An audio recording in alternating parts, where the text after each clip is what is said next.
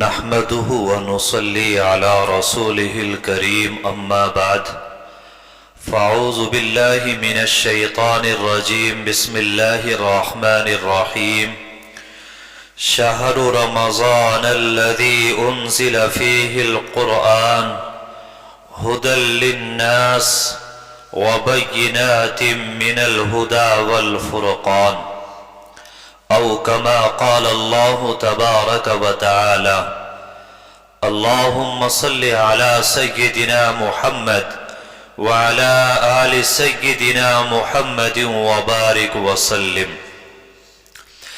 میرے محترم بزرگوں اور عزیز ساتھیوں،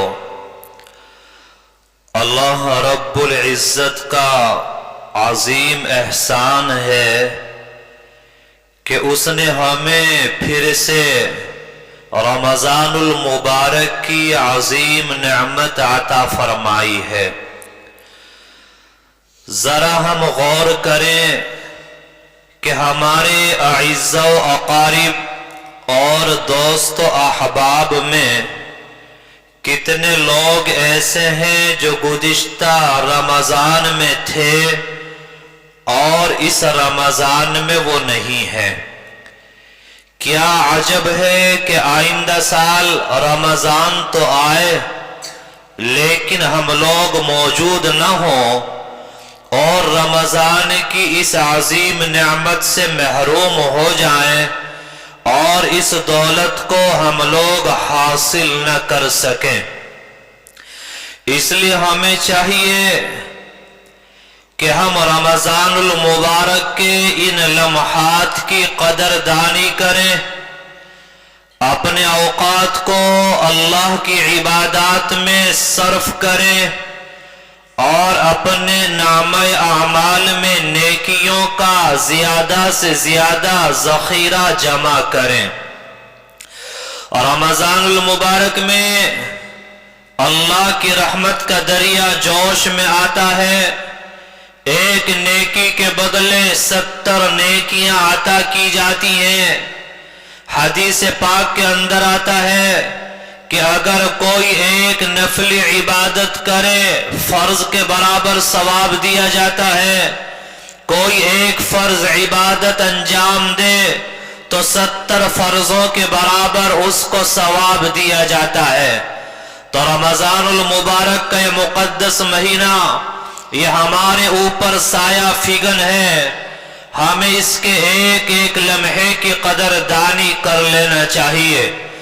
دیکھیے، اپنے ان اوقات کو اللہ کی عبادت میں لگا دینا اور گناہوں سے بچ کر دن اور رات کو گزار دینا، یہ انسان اس وقت تک نہیں کر سکتا جب تک اللہ کی توفیق شامل حال نہ ہو جائے۔ تو اکابرین نے اس کا یہ طریقہ بیان کیا ہے کہ ہمیں چاہیے 2 رکعت یا 4 رکعت صلاۃ الحاجت پڑھیں، اپنی ہمت کے مطابق کچھ صدقہ ادا کریں اور اللہ سے یہ دعا کریں کہ اللہ ہمیں رمضان المبارک کے لیے آپ فارغ فرما دیں اور ایک ایک لمحے کی قدردانی کی توفیق عطا فرما دیں، تو اللہ تبارک و تعالی پھر اس چیز کو ہمارے لیے آسان فرما دیں گے۔ رمضان المبارک کے اس مہینے میں ہمیں روزے بھی رکھنا ہے، تراویح بھی پڑھنا ہے، مالدار لوگوں کو، صاحب نصاب لوگوں کو زکوٰۃ بھی ادا کرنا ہے، لیکن ہمیں چاہیے کہ ہماری نفلی عبادات، ذکر و اذکار، صدقات و خیرات، ان تمام تر چیزوں میں اضافہ ہو جانا چاہیے، کیونکہ حضور اکرم صلی اللہ علیہ وسلم ویسے تو پورے سال سخاوت فرمایا کرتے تھے، لیکن رمضان کے اس مقدس مہینے میں آپ کی سخاوت اور زیادہ بڑھ جایا کرتی تھی۔ رمضان کا یہ مقدس مہینہ ہمیں جہاں بہت ساری چیزوں کا اہتمام کرنا ہے، اس میں خاص طور پر ہم قرآن کریم کی تلاوت کا اہتمام کریں، کیونکہ اللہ کی عطایا میں قرآن سب سے قیمتی عطیہ ہے، اللہ کی نعمتوں میں یہ سب سے بڑی نعمت ہے۔ رمضان اور قرآن ان دونوں میں خاص تعلق ہے۔ حدیث پاک کے اندر آتا ہے کہ اگر کوئی غیر رمضان میں قرآن کی تلاوت کرتا ہے تو اللہ ایک حرف کے بدلے 10 نیکیاں عطا فرماتے ہیں، لیکن رمضان میں چونکہ اجر بڑھا دیا جاتا ہے تو ایک حرف کے بدلے 700 نیکیاں عطا کی جاتی ہیں، اور فرمایا جس کے اندر جتنا زیادہ اخلاص ہوگا اور للہیت ہوگی، اللہ کی خشیت اور خوف ہوگا، تو اللہ فرماتے ہیں واللہ یضاعف لمن یشاء کہ اللہ ایسے آدمی کا اجر اور زیادہ بڑھا دیا کرتے ہیں۔ یہی وجہ ہے کہ آپ علیہ الصلاۃ والسلام ہو، حضرات صحابہ کرام ہو، تابعین اور تابع تابعین ہوں، ہمارے اکابرین و اسلاف ہوں، یہ سب کے سب رمضان المبارک کے مہینے میں قرآن کی تلاوت کا بہت زیادہ اہتمام فرمایا کرتے تھے۔ خود حضور اکرم صلی اللہ علیہ وسلم رمضان کے مقدس مہینے میں جبریل امین علیہ السلام کے ساتھ قرآن کا دور کیا کرتے تھے۔ حضرت عثمان ابن عفان رضی اللہ تعالیٰ روزانہ ایک قرآن کریم کی تلاوت فرماتے تھے۔ امام اعظم ابو حنیفہ رحمت اللہ علیہ اور رمضان کے مہینے میں 61 مرتبہ قرآن کی تلاوت فرمایا کرتے تھے۔ ایک قرآن دن میں پڑھتے تھے، ایک قرآن رات میں پڑھتے تھے، اور ایک قرآن تراویح میں پڑھا کرتے تھے۔ امام شافعی رحمت اللہ علیہ ان کے بارے میں بھی آتا ہے کہ رمضان کے مہینے میں 61 مرتبہ قرآن کی تلاوت فرمایا کرتے تھے۔ حضرت قتادہ کے بارے میں آتا ہے کہ ہر تیسرے دن پورے سال ایک قرآن کی تلاوت فرمایا کرتے تھے۔ اور شیخ الحدیث حضرت مولانا زکریا رحمت اللہ علیہ ان کے بارے میں بھی آتا ہے کہ رمضان المبارک کے مقدس مہینے میں روزانہ ایک قرآن کی تلاوت فرمایا کرتے تھے، اور حضرت نے اپنے گھر کی مستورات کے بارے میں بیان کیا ہے کہ ہمارے گھر کی مستورات گھر کے سارے کام کرنے کے ساتھ ساتھ روزانہ 15-20 پاروں کی تلاوت فرما لیا کرتی تھی۔ آج ذرا ہم غور کریں کہ ہمارے یہاں قرآن کی تلاوت کا کتنا اہتمام ہے۔ رمضان آ گیا، ہم نے اپنے اوقات کو کتنا تبدیل کیا ہے۔ اگر نظر دوڑائی جائے تو صرف یہ نظر آ رہا ہے کہ ہمارے سونے کے اوقات بدل گئے، ہمارے کھانے پینے کے اوقات بدل گئے، عبادات میں خاص طور سے کوئی تغیر نہیں آیا ہے۔ آپ ذرا غور کریں کہ رمضان آیا، قرآن کی تلاوت میں کتنا اضافہ ہو گیا۔ رمضان آیا، اللہ کے ذکر کی تسبیحات میں کتنا اضافہ ہو گیا۔ قرآن آیا اور رمضان آیا تو صدقات و خیرات میں ہم نے کتنا اضافہ فرما دیا۔ کھانے پینے کے اوقات بدلے ہیں، سونے کے اوقات بدلے ہیں، اور عبادات میں خاص طور سے کوئی تغیر نہیں آیا ہے۔ کتنے لوگ ہیں جو نہ رمضان سے پہلے تہجد پڑھتے تھے، اب رمضان آ گیا اب بھی تہجد نہیں پڑھے جا رہے ہیں، حالانکہ رمضان کے اس مہینے میں تہجد پڑھنا یہ بہت زیادہ آسان ہے، کیونکہ جو انسان روزہ رکھے گا اس کو سحری کھانے کے لیے اٹھنا ہے، اور جب سحری کے لیے اٹھنا پڑ رہا ہے تھوڑی دیر پہلے بیدار ہو جائے، 4 رکعت یا 8 رکعت تہجد کی پڑھ لے، 2 آنسو اللہ کے سامنے گرا دے، آہو فغا کر لے، روٹے رب کو منا لے۔ لیکن رمضان آیا، نہ پہلے تہجد کا اہتمام تھا اور رمضان میں بھی تہجد کا کوئی اہتمام نہیں ہے۔ آپ اندازہ لگائیں کہ تہجد کی نماز یہ کتنی روحانیت والی نماز ہے، یہ کتنی نورانیت والی نماز ہے۔ تہجد کی نماز اپنے اندر کتنے انوارات اور برکات رکھتی ہے کہ اللہ تعالیٰ نے آپ علیہ الصلاۃ والسلام سے فرمایا تھا یا ایھا المزمل मुज़म्मिल, एक कमली ओढ़ने वाले, क़ुमिल लैला इल्ला क़लीला, मेरे सामने खड़ा हो जा और पूरी रात तहज्जुद पढ़ने में गुजार दे। फरमाया निस्फहू, कि अगर आप पूरी रात नहीं पढ़ सकते तो कम अज कम आप आधी रात तहज्जुद पढ़ने में गुजार दें। आप 15वें पारे को उठाइए। अल्लाह ने आप अलैहिस्सलातु वस्सलाम के बारे में फरमाया व मिनल लैली फतहज्जद बिही, कि वो रात के अक्सर औकात को तहज्जुद पढ़ने में गुजार देते हैं। आज हमारे यहाँ इसका कोई एहतिमाम नहीं है। आज हम लोगों को ये गिला है और ये शिकवा है। हम कहते हैं कि परेशानियां हमारे ऊपर छाई हुई हैं, घरों में बरकत नहीं है और हम परेशानी के आलम में जिंदगी गुजार रहे हैं। मेरे भाइयों, अल्लामा यूसुफ बिन नूरी रहमतुल्लाहि अलैहि, उन्होंने फरमाया है कि ये उम्मत, इस पर हालात आना शुरू हो गए थे जब से इस उम्मत ने रात के आखिरी हिस्से में अल्लाह के सामने खड़ा होना छोड़ा, अल्लाह के सामने दुआएं करना छोड़ा, अल्लाह के सामने इस उम्मत ने आंसू बहाना छोड़ा। आज इस उम्मत से रोने वाली आंखें खत्म हो गई। आज इस उम्मत से तहज्जुद पढ़ने वाले लोग खत्म हो गए। आज इस उम्मत से अल्लाह के सामने आहो फुआ करने वाले लोग वो बिल्कुल खत्म होते चले गए।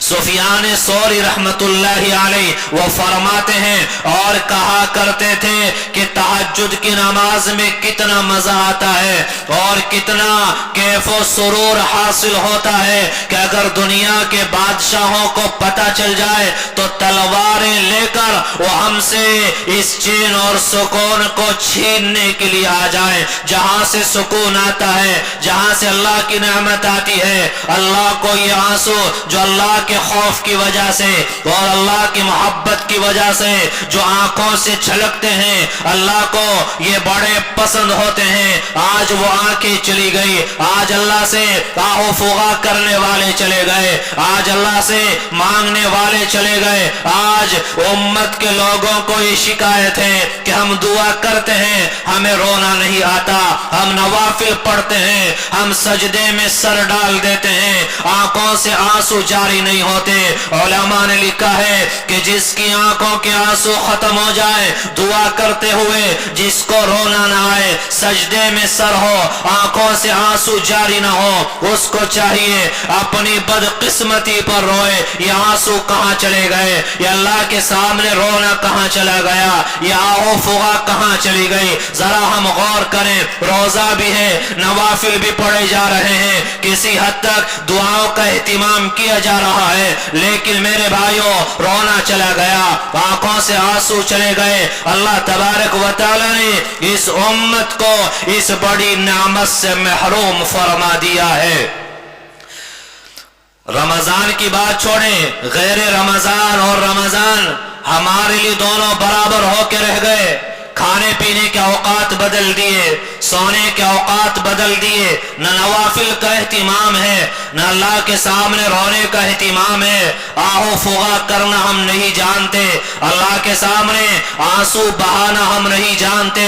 आज इस उम्मत ने अल्लाह के सामने आंसू बहाना छोड़ दिया तो आज इस उम्मत को न जाने किस किस के सामने आंसू बहाना पड़ रहे हैं। आज उम्मत परेशान है। आज रूहानियत के एतबार से, ईमान कुव्वत के एतबार से यह उम्मत कमजोर पड़ चुकी है, क्योंकि गुनाहों की बहुतात है और तौबा और इस्तिग़फ़ार की तरफ आने के लिए हम लोग तैयार नहीं है। तहज्जुद की नमाज में क्या मजा होता है, अल्लाह के सामने आंसू बहाने में क्या मजा होता है। एक बादशाह था, उसने शेख अब्दुल कादिर जीलानी रहमतुल्लाहि अलैहि उनको लिखा और कहा कि हजरत मैं आपको फुला इलाके की सल्तनत आपको देना चाहता हूँ, आप कबूल फरमा लें। आपने क्या जवाब दिया?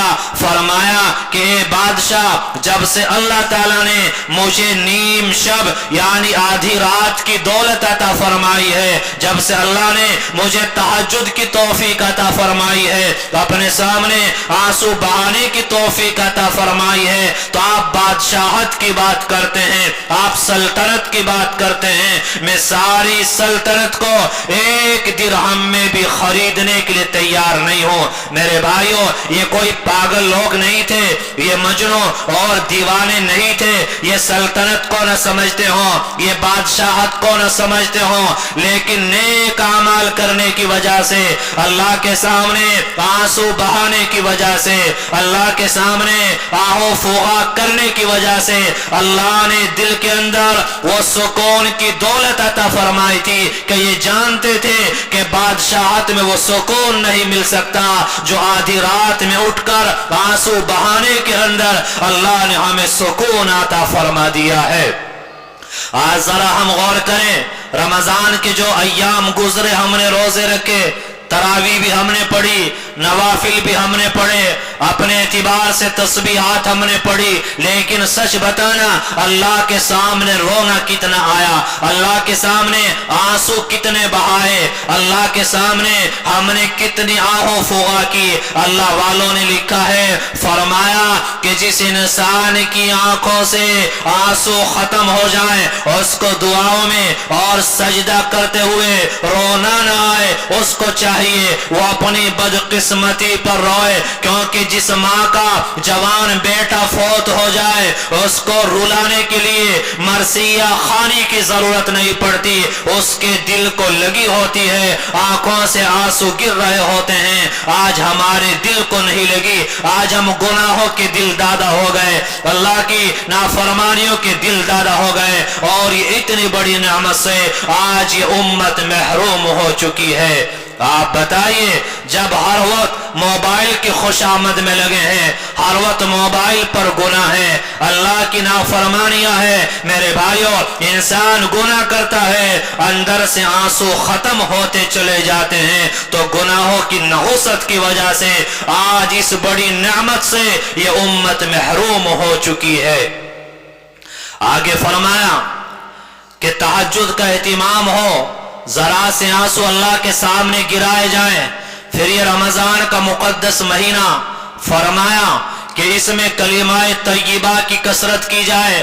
آپ علیہ السلام نے فرمایا، افضل الذکر لا الہ الا اللہ، کہ سب سے افضل ذکر وہ لا الہ الا اللہ ہے، اس کا اہتمام کیا جائے۔ رمضان میں فرمایا کہ دوسرے استغفار کی کثرت کی جائے۔ آپ اندازہ لگائیں کہ حضور اکرم صلی اللہ علیہ وسلم، ان کے بارے میں متعدد احادیث کے اندر موجود ہے اور آیا ہے کہ آپ علیہ السلام روزانہ 100 مرتبہ سے زیادہ استغفار فرمایا کرتے تھے۔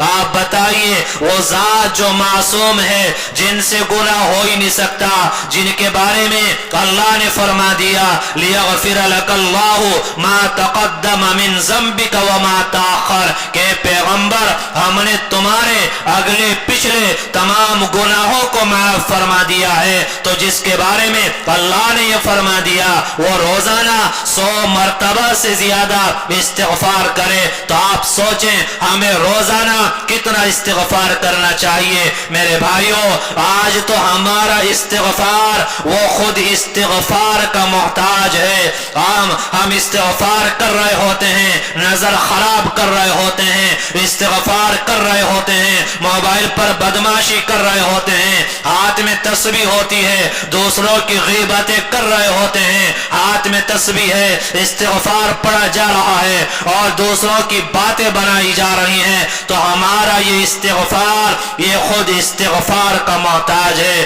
جب ہم استغفار پڑھیں، ہم زبان سے کہہ رہے ہیں استغفر اللہ، تو دل کے اندر بھی یہ بات ہو، اے اللہ جو گناہ ہو گئے ہیں میں ان گناہوں سے معافی چاہ رہا ہوں، اللہ آپ مجھے معاف فرما دیجئے۔ آج کیا ہو گیا امت کو، یہ رمضان کا مقدس مہینہ اور ہم نے اپنا مجلسی مزاج بنا لیا ہے۔ مسجد میں آپ دیکھیں 4 یہاں بیٹھے 4 وہاں بیٹھے، مسجد کے دروازے پہ آپ دیکھیں، گلی میں اور کوچوں میں آپ دیکھیں، بیٹھکوں میں اور چوراہوں پہ آپ دیکھیں، 4 یہاں بیٹھے ہیں 10 یہاں بیٹھے ہیں، یہ سب کیا ہو رہا ہے؟ ہمیں تو کہا گیا ایک ایک لمحے کی قدردانی ہو، اپنے وقت کو ضائع نہ کیا جائے، وقت کو برباد نہ کیا جائے۔ میرے بھائیوں، شاید غیر رمضان रमजान में हम लोग अपने औकात को इतना बर्बाद नहीं करते जितना अपने औकात को हम रमजान के मुकद्दस महीने में बर्बाद कर देते हैं।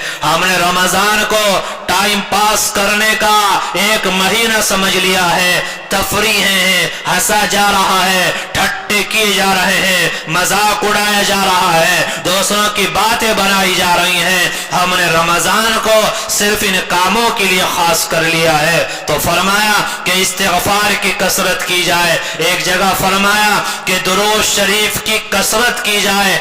इस्तिग़फ़ार की कसरत और दुरूद शरीफ की कसरत ये कम मानी जाएगी। उलमा ने लिखा है कि जो आदमी रोजाना कम अज कम 300 मरतबा इस्तिग़फ़ार करेगा, रोजाना कम अज कम 300 मरतबा दुरूद शरीफ पढ़ेगा, तो अल्लाह तबारक व तआला उसको कसरत से इस्तिग़फ़ार करने वालों में और कसरत से दुरूद शरीफ पढ़ने वालों में अल्लाह उसको शामिल फरमा देंगे।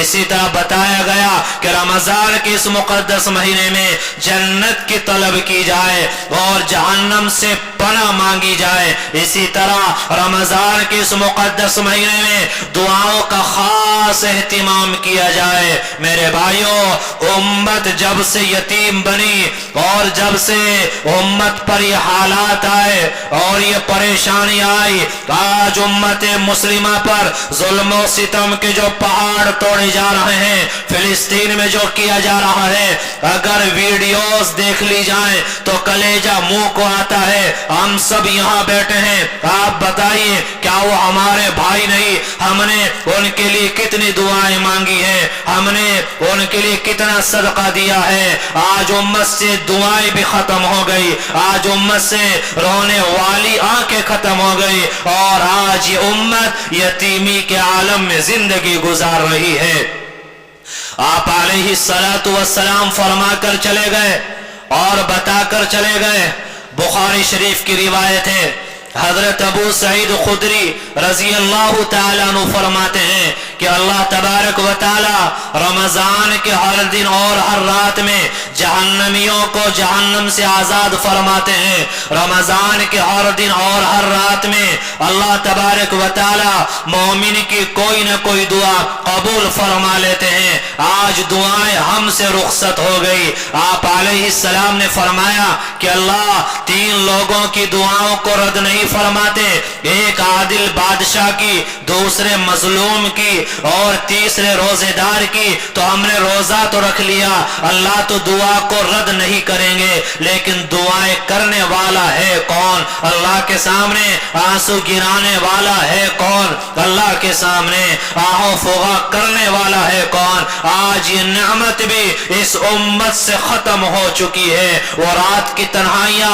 हमारी कहां चली गई? आज रात की तन्हाइयां जब हमें इस्तिग़फ़ार करना था, जब हमें तौबा करनी थी, जब हमें अल्लाह को मनाना था, हमें अल्लाह को राजी करना था, मेरे भाइयों, रात का अंधेरा और रात की तन्हाइयां हमारी मोबाइल पर बदमाशी करने में गुजर रही हैं। आप बताइए अल्लाह ताला इस उम्मत के हालात को कैसे तब्दील फरमाएंगे? हदीस पाक के अंदर आता है, अल्लाह तबारक व तआला तहज्जुद के वक्त में आसमानी दुनिया पे तशरीफ लाते हैं। अल्लाह का फरिश्ता ऐलान करता है कोई इस्तिग़फ़ार करने वाला, मैं उसके इस्तिग़फ़ार को कबूल करूं। है कोई तौबा करने वाला, मैं उसकी तौबा कबूल करूं। है कोई मग़फ़िरत चाहने वाला, मैं उसको माफ़ करूं। है कोई रोज़ी मांगने वाला, मैं उसको रोज़ी अता करूं। आप बताइए, अगर अल्लाह को देना ना होता, अल्लाह हमें माफ़ करना ना चाहते, अल्लाह हमें रोज़ी देना ना चाहते, तो अल्लाह आसमान दुनिया पे क्यों आए हैं? अल्लाह फरिश्ते के जरिए ये ऐलान क्यों करा रहे हैं? आज ये हमारी बेगैरती है कि अल्लाह अर्श से आसमान दुनिया पे आ गया, लेकिन हम लोग अपने बिस्तर से उठकर हम मस्जिद तक न आ सके, अपने बिस्तर से उठकर हम मुसल्ले तक न आ सके। ये हमारी बेहिसी है और इसी का खमियाजा आज हम लोगों को भुगतना पड़ रहा है। जरा हम गौर करें कि हम रमजान कैसा गुजार रहे हैं, हमें रमजान कैसा गुजारना था। हजरत मौलाना इलियास कांदलवी रहमतुल्लाहि अलैह ان کے بارے میں آتا ہے کہ رمضان المبارک کے مہینے میں روزہ افطار کرنے کے بعد آپ اوابین کے لیے کھڑے ہوتے اور 20 رکعت صلاۃ الاوابین پڑھتے، اور عشاء کی نماز سے آدھا گھنٹہ پہلے آپ نوافل سے فارغ ہوتے تھے۔ اس کے بعد تراویح خود پڑھاتے، تراویح پڑھانے کے بعد فوراً لیٹ جاتے، رات میں پھر 12 بجے اٹھ جاتے، اور سحری کے وقت تک تہجد پڑھنے میں، آنسو گرانے میں، آہو فوغا کرنے میں مشغول رہا کرتے تھے۔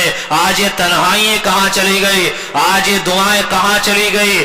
آج امت کے لیے رونا یہ کہاں چلا گیا؟ میرے بھائیو، وقت پورا ہو گیا، ورنہ ایک واقعہ اور بہت اچھا تھا، وہ میں آپ کو بتاتا کہ دعاؤں سے کیا کچھ ہوتا ہے۔ خیر، حضرت مولانا الیاس کاندھلوی رات آہو فوغا میں گزار دیتے، فجر کی نماز پڑھنے کے بعد اشراق تک اوراد و وظائف میں اور مراقبے میں مشغول ہوتے۔ یہ مراقبہ کیا ہوتا ہے آج امت نہیں جانتی، اللہ کی طرف توجہ کیسے کی جاتی ہے آج امت نہیں جانتی۔ یہ وہ چیزیں ہیں اور یہ وہ عظیم نعمتیں ہیں جو آج اس امت سے رخصت ہو چکی ہیں۔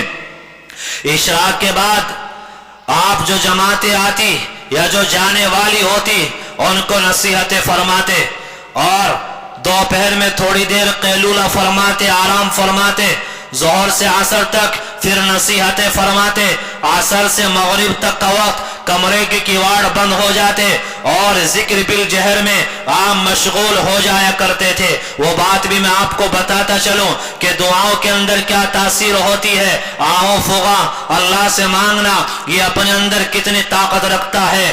حضرت مولانا الیاس کاندھلوی رحمت اللہ علیہ، ان کے زمانے میں چند بڑے بڑے علماء تھے، جس میں حضرت مولانا منظور نعمانی، ان کے علاوہ اور بھی علماء تھے۔ یہ جماعتیں اسلامی کے خیالات سے متاثر ہو گئے اور انہوں نے ہندوستان کو چھوڑ کر پڑوس میں جانے کا ارادہ کر لیا۔ یہ نکل گئے اور فون اور رابطے کی کوئی صورت نہیں تھی، تو حضرت مولانا الیاس کاندھلوی رحمت اللہ علیہ انہوں نے اپنے جو ساتھی مرکز میں رہتے تھے، علماء تھے، اللہ والے تھے، ان کو بلایا، کہا کہ بھائی وہ چلے گئے، ہم بات نہیں کر سکتے، رابطے کی کوئی صورت نہیں، چلو سب کھڑے ہو جاؤ اور اللہ سے رابطہ کرو، ان کے لیے نفلیں پڑھو، اللہ سے دعائیں کرو۔ میرے بھائیوں، پوری رات ان لوگوں نے آہو فغا میں اور دعائیں کرنے میں گزار دی۔ دوسرا دن گزرا، تیسرا دن گزرا، یہ حضرات بارڈر کراس کرنے والے تھے، دل کے اندر ایک بے چینی پیدا ہو گئی اور دل نہ لگا، پریشان ہو گئے، راتوں رات وہاں سے چلے اور راتوں رات مرکز میں آئے، کیواڑ کھلوایا، حضرت نے اپنے سامنے دیکھا تو اپنے ساتھیوں سے اشارے کے ذریعے فرمایا کہ دیکھا تم نے یہ کیسے آ گئے ہیں؟ تو وہ کیسے آ گئے؟ وہ دعاؤں کے ذریعے آ گئے، وہ آہو فغا کے ذریعے آ گئے۔ دعاؤں کے اندر اللہ نے بڑی تاثیر رکھی ہے۔ آج ذرا ہم غور کر لیں کہ امت کے لیے ہماری دعائیں کتنی ہیں۔ ہم لوگ یہاں ہیں، رات میں شب بیداری ہے اور دعائیں ہیں، ارے پوری امت کے لیے نہیں، کم از کم محلے کے لیے، قصبے کے لیے، علاقے کے لیے ہماری دعائیں کتنی ہیں۔ دعاؤں سے حالات بدلتے ہیں اور دل کے اندر آگ پیدا ہوتی ہے، اللہ تبارک و تعالی دعاؤں کو قبول بھی فرماتے ہیں۔ تو یہ وہ نعمتیں ہیں جو آج اس امت سے رخصت ہو چکی ہے، اور اسی وجہ سے یہ امت آج یتیمی کی حالت میں زندگی گزار رہی ہے۔ تو اپنے آپ کو بدلیں، دعاؤں کا اہتمام کریں، اللہ کے سامنے ذرا آنسو گرائیں، اللہ کو منائیں، اللہ تبارک و تعالی انشاءاللہ پھر حالات کو تبدیل فرمائیں گے۔ اللہ کہنے سننے سے زیادہ عمل کی توفیق نصیب فرمائیں۔ وآخر دعوانا الحمدللہ رب العالمین۔